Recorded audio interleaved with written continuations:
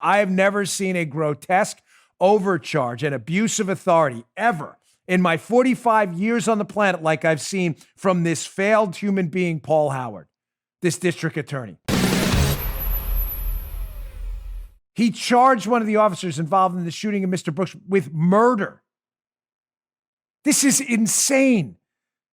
Don't believe me? Well, that's on you. I'm very sorry. You can read the news reports yourself. But if you don't believe me that this guy's got serious issues and seems to have been looking at a different videotape of the Mr. Brooks shooting we saw, here is Paul Howard at this press conference yesterday, by the way, which he gives before the GBI, Georgia Bureau of Investigation, that's investigating this use of force incident, has even concluded and has barely started their investigation. He doesn't even tell the GBI, Georgia Bureau of Investigation, that he's giving the press conference, just walks out in front of the mics. Listen to this utter absurdity Mr. Howard said at this press conference yesterday. This guy never presented a threat. Check this out in his own words. We concluded and considered it as one of our important considerations that Mr. Brooks never presented himself as a threat.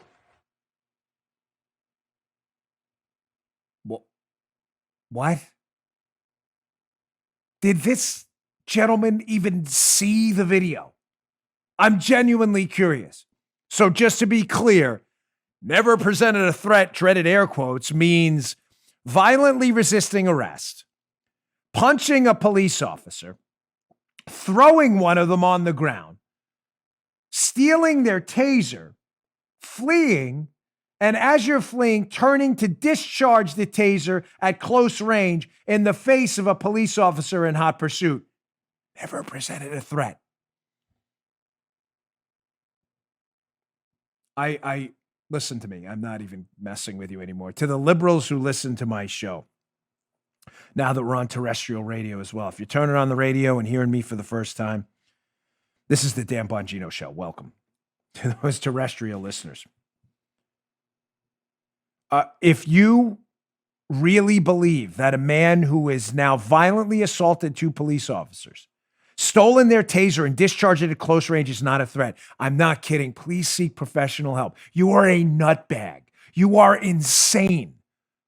If we can't believe, if we can't come to a conclusion in our spheres of influence that there's some overlap here, that at a minimum, this guy presented a very serious threat to the officers and the public, you have a serious mental health issue I cannot help you with. I cannot. You're either that or you are one of the stupidest human beings I have ever seen in my life. He was no threat.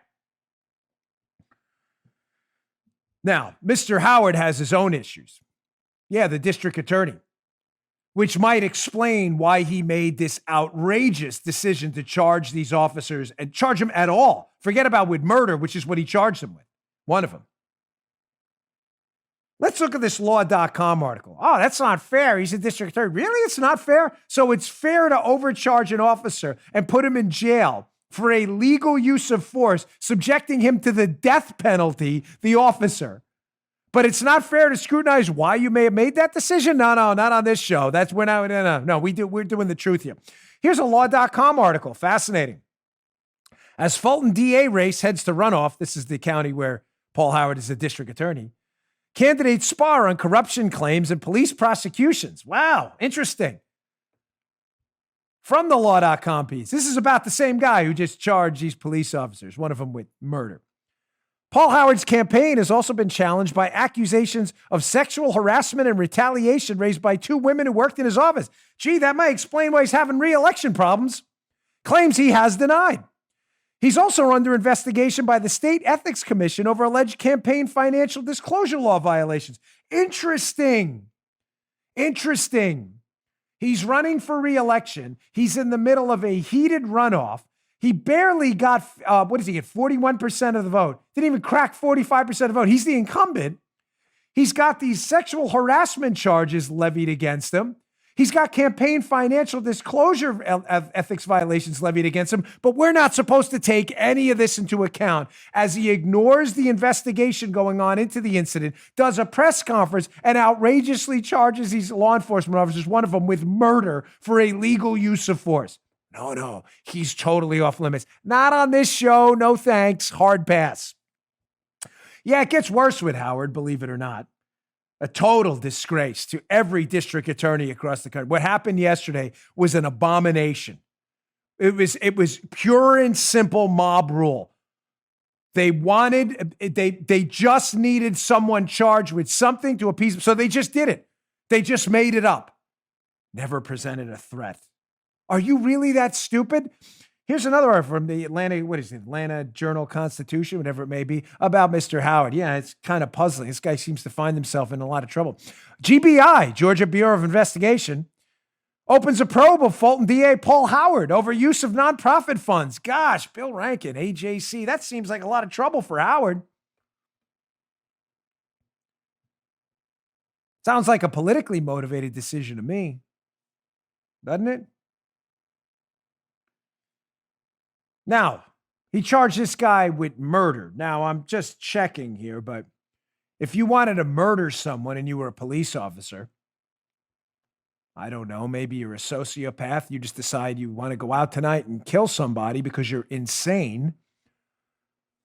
Would you do CPR on them afterwards, begging them to keep breathing and staying alive? I mean, the Daily Mail has an interesting piece on this. It'll be in the show notes. I encourage you to spread this around. Doesn't sound like a murder case to me. Daily Mail exclusive. Quote, Mr. Brooks, keep breathing. Keep breathing for me. Fired officer who shot Mr. Brooks dead begged the father of four to stay alive as he desperately administered CPR. Body cam footage reveals. I thought he murdered him. So he murdered him and tried to keep him alive. That's really weird how that would happen. Yeah. And according to Geraldo, who I've been going at it all day on Twitter with our dueling videos and on Parler as well, where I put the video up, you can check it out. According to Geraldo, he seems to have some evidence that this guy had some racist tendencies. I don't know where he's getting it. He's just making it up. So he's a murderer and a racist. You have no evidence saying, well, in Geraldo's defense, he says it's manslaughter. It's not murder, it's manslaughter, which is equally stupid. I'm done being nice with this. You want to see the video yourself? Again, big hat tip, Joe, Paula here.